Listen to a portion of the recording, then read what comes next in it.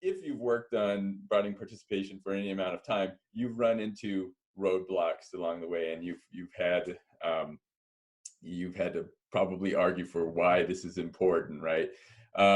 And so that can certainly build up in a person's mindset, right? And give you maybe a somewhat of a bitter attitude sometimes towards, let's say, colleagues who haven't been behind you in your efforts in the past, right?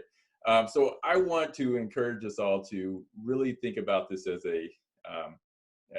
an opportunity and to start from a positive place. Kind of ignore all of those things that have happened in the past, and don't assume that we're going to have barriers based on prior experience. Don't assume colleagues aren't going to be who may not have been supportive in the past aren't going to be ready to help, because as we know, we're in an interesting time, historically, and where society is right now.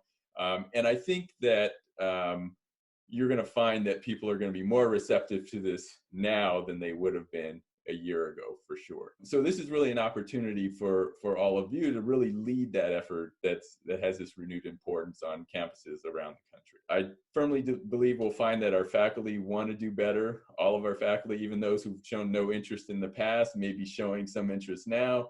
Maybe those who may have looked at it in a negative light may be coming over to see it as for what it is, something that's important in our field.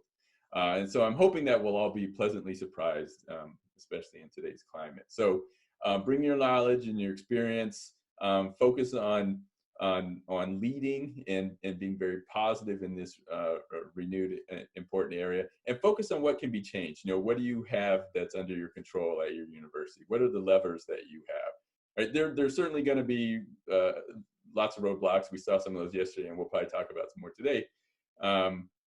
But there's always a way around, right? And I think that's going to be the key, is figuring out, what are the levers that you have, what are the levers you don't have, and really focusing on those things that you can change at your university. All right, let's go into the next one. Another question. So let me clear the yes and no's here. So should say click yes if you think it's going to be a challenge to get buy-in in your department or school or institution or whatever it is. This must be a harder question to answer because I'm not getting the answers as quickly. Ron, there's a question, buy-in in terms of funding? Oh, no, buy-in in terms of recognizing this as an important effort and participating in it. Sorry, I wasn't clear there. So far, we've got 27 no's and 15 yeses. So that's good. So we're on the side of more of you think it's going to be easy to get buy-in than not. So that's good to hear. I think the important thing, one of the important things in getting buy-in is making sure everyone sees their role. So I think it will certainly be a barrier. Buy-in will be a barrier if your faculty don't see how they can participate in your broadening participation in computing plan, right? So if they don't see where they fit in this complex puzzle of addressing this issue, then that's certainly going to be a problem. So there's some things I've listed here that I think are important in trying to make sure you get buy-in and making sure that everybody sees their place. And so I worked on writing our departmental plan. And so I've, had some experience over the last several months working through that. And I think it's really important to make sure you get consensus among your colleagues regarding those goals and activities, right? Especially those goals, because those goals really drive the activities that you're going to carry out. The thing that's a little tricky is that, as many of you know, and you came with your list, you have a lot of activities going on already, right? Some of your universities have many activities going on already. And so it becomes a challenge because you don't want to then propose a set of goals that don't encompass a bunch of activities that people are already working on, right? And so it's important to find consensus there. Now, will you be able to accommodate all of the activities that are already going on? Perhaps not, but can you accommodate enough activities with the goals that you choose such that each faculty member has at least one thing that they feel they can become a part of. So it's important to figure out your departmental challenges as a team, and therefore the goals that you want to pursue, and get everyone hopefully to buy into those goals and see how they fit into those activities, okay? And socialize those revisions throughout the process. I think it's really important to make drafts early on of those goals and potential activities, have people look at them, read them. If they can see how they might fit in, that's a good thing, right? If they read it and they say, I have no idea how I'm going to participate in this plan, then that probably means we need to go through and make another revision. So socializing it is going to be important. We talked a bit about this yesterday as well. So getting data is certainly a potential barrier. It's going to be a challenge in many of our cases. And it's important, right? We need to get data to establish that context, right? That's very important. But that data can be hard to come by. Yesterday, we pointed out the IPEDS data that's available through BPCnet portal. It's a great place to get data. I have been participating as a data buddy actually for quite a while. I came from Oregon State University to Notre Dame in 2015.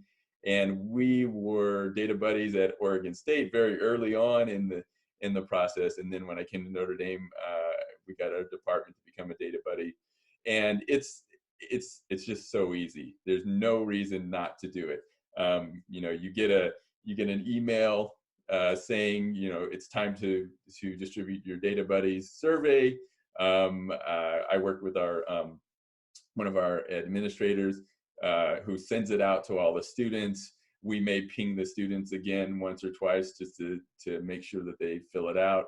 And then, a report shows up probably several months later. I don't even remember how long it is. And it's great. And we use it every year. We'll review our data buddies report. In fact, we just talked about ours last week in a faculty meeting, and really use it to think through some issues we found with our graduate students. Okay, so in this particular year, we found some really interesting things about our graduate students and how we think we can improve our program for our grad students. So it's just a great way to get data. It's super easy, and I highly recommend it. Now, when you can't get data from institutional research due to things like small numbers, it's been recommended that we consider grassroots collection within your department. Just starting collecting your own data. And as was mentioned yesterday, I believe by Mary, or maybe it might have been Tracy, you can establish a data chair or data coordinator as part of your plan, right? And so someone in your department can take on that responsibility and say, I want to do the data collection. That can become their BPC activity. I didn't do that in our plan. I think I'm going to go back and revise and add it, because I just think it's something that should be probably in every plan, and to ensure that somebody's really watching and taking control of collecting and monitoring the data. Barrier number 4, people, right? How do we make sure we get everybody to participate? So it's not just buying into the fact that broadening participation in computing is important, but how do you get genuine participation? People have asked, what if your chair is not on board? And that's certainly a difficult one, right? You don't actually need your chair on board to write a BPC plan and submit it and to do BPC activities. And I would hope that everybody has a chair that's on board and ready to work on these things. But I do think it's important to really make sure that you find ways to incentivize genuine participation. Even for those people who aren't buying in as fully as, say, you have, who've devoted hours of your time over the last few days to come to this workshop to figure out, how to write these plans. There's certainly going to be a lot of people in your departments who are not ready to do that. But it's important to convince them that it's important, and to somehow incentivize everyone to work in these activities. This quote here is from Barbara Ryder, and I'm not going to read it to you, but basically many, many years ago, Barbara, she found a really simple way to incentivize her faculty to work on BPC activities. And that was, they essentially had a check sheet, and when it was time for a merit review process, at the end of the year, the faculty would come with that check sheet and show the things that they had worked on that were more relevant to broadening participation. And when you build something like that into something like merit review process, it certainly becomes a carrot, right? Something that faculty can pursue and use as part of their argument for their merit raises.